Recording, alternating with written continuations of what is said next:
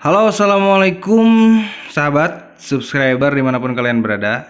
Kali ini saya mendapati sebuah masalah pada kendaraan saya, yang dimana LED indikator acunya itu menyala ya.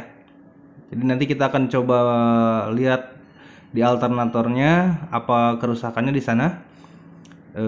Karena menurut montir yang saya datangi, si bapaknya bilang masalahnya ada di sana, di alternator ya, sehingga tidak terjadi pengisian di baterai.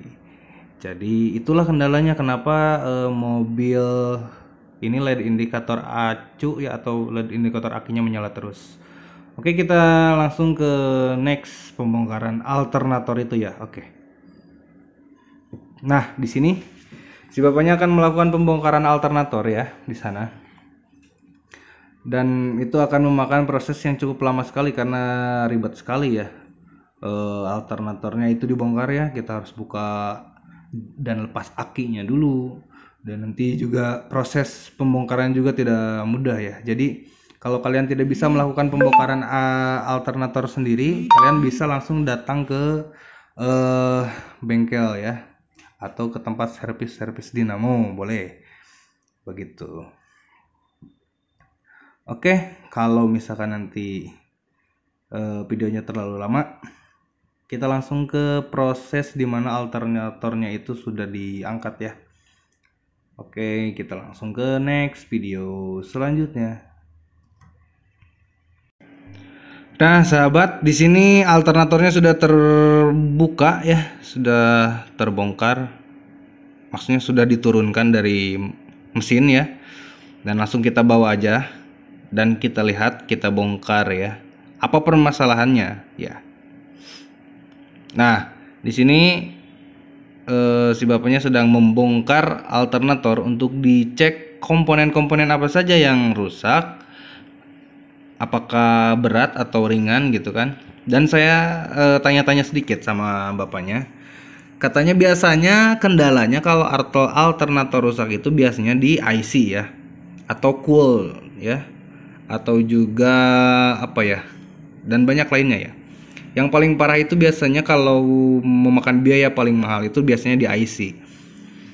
Jadi kita akan memastikan setelah dibongkar apa masalahnya, baru kita bisa melihat, oh ternyata masalahnya di bagian itu gitu ya. Jadi di sini dibongkar dulu dan diperiksa oleh bapaknya. Kita masuk ke next tahapan selanjutnya ya, biar gak lama. Nah, di sini sudah dibongkar ya, dan ketahuan ternyata permasalahannya itu bukan di IC, bukan juga di cool, tapi permasalahannya adalah di lilitan kawatnya ya. Ternyata kawat lilitan yang berada di dalam alternator milik saya ini gosong ya guys, atau terjadi sebuah konslet yang diakibatkan oleh audio power yang terlalu besar. Jadi di sini si bapak menyarankan untuk mengganti karena sudah tidak bisa diperbaiki.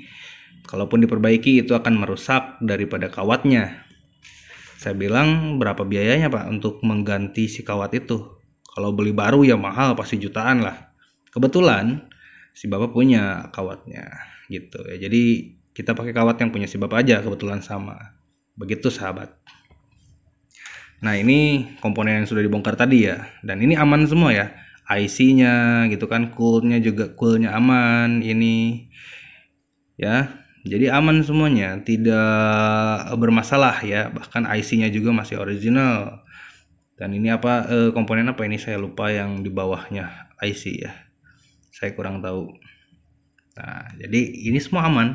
Justru yang mahal-mahal ini aman ya. Dan ternyata kawatnya ini loh yang paling mahal, yang bermasalah. Nah, kebetulan si bapak punya ini gitu kan, punya kawatnya ya, copotannya dari mobil yang sama persis dengan saya. Kebetulan dia ininya apa, kawat lilitannya masih bagus dan bisa digunakan. Nah, kalau kawat yang saya itu sudah gosong dan pada retak gitu kawatnya ya, sambungan kawatnya itu pada pecah-pecah dan retak. Jadi ya itu yang menyebabkan konslet ya.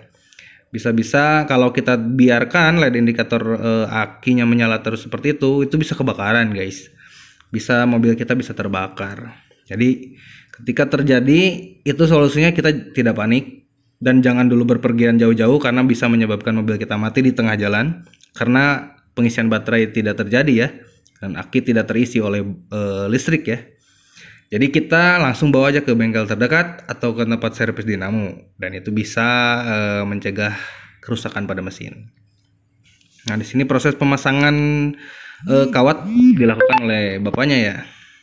Nah, kita pakai kawat yang second aja, kawat lilitan kawat second ya, karena kalau beli yang baru mahal, itu sangat-sangat mahal. Jadi kita gunakan kawat yang ada, yang si bapak punya ya. Dan itu sangat sama persis sekali seperti apa yang saya punya ya. Karena kawat saya sudah tidak bisa digunakan, bahkan diperbaiki pun tidak bisa karena beda dengan kawat-kawat lainnya. Kalau kawat mobil kendaraan seperti saya itu kalau diperbaiki malah jadi hancur ya kawat lilitannya. Jadi tidak bisa diperbaiki, maka kita ganti dengan yang ada saja, yang second tapi masih terjamin dan masih bagus. Nah, di sini kita sudah selesai memasang seluruh komponen dari alternatornya, dan si bapak mencoba untuk memasukkan kembali alternator ke tempatnya semula. Nah, di sini prosesnya juga sangat ribet, guys. Jadi kalau kalian tidak profesional, maka serahkanlah kepada ahlinya, dan bapak ini sungguh-sungguh sangat profesional sekali. Maaf berisik, ada suara kendaraannya karena memang saya di rumah ini lagi take voice-nya. Dan kalian serahkan aja ke ahlinya untuk memasangkan alternatornya ya. Karena menurut saya kalau kalian coba-coba sendiri susah lah. Yang terjadi mungkin bisa bongkar tapi tidak bisa pasang ya. Oke, kita lihat nanti setelah pemasangan bagaimana kendaraan saya. Yuk kita ke next video selanjutnya. Ya, itu tadi sekilas ya, bagaimana kita kalau mendapati masalah di kendaraan kita dengan LED indikator aki menyala. Nah, solusinya seperti itu guys. Jadi jangan panik. Hanya saja kalau misalkan nanti kalian akan melakukan perjalanan jauh, itu akan mogok di jalan karena aki tidak terisi baterai ya. Dan akinya jadi nggak ngisi ya karena alternatornya yang rusak. Jadi solusinya kita segera lekas bawa ke bengkel terdekat atau ke tempat servis dinamo.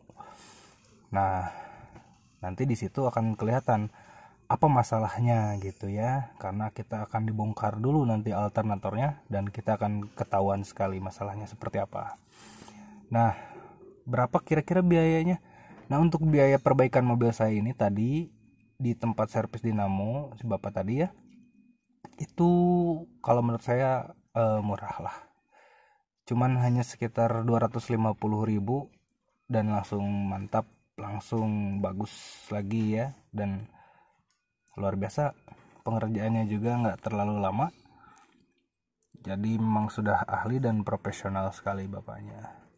Nah, kita cek kembali untuk membuktikan apakah betul si LED indikator ini masih menyala atau tidak ya. Kita coba cek dulu.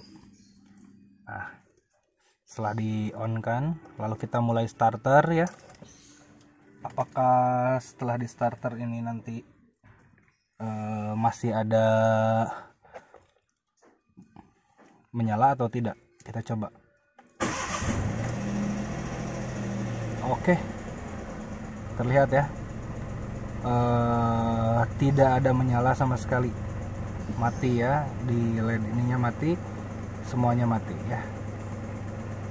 Oke, jadi sekian video yang bisa saya sampaikan. Jadi solusinya adalah gitu, bawa saja ke bengkel kalau kalian memang tidak bisa membongkar sendiri alternator, karena memang sangat sulit ya, dibutuhkan peralatan yang lengkap, keahlian yang cukup untuk memang membetulkan alternator ya.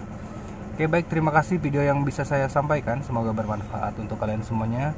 Bila bermanfaat jangan lupa di share, dan kalau memang ada yang kurang dalam video saya bisa diketik di kolom komentar. Terima kasih. Assalamualaikum warahmatullahi wabarakatuh.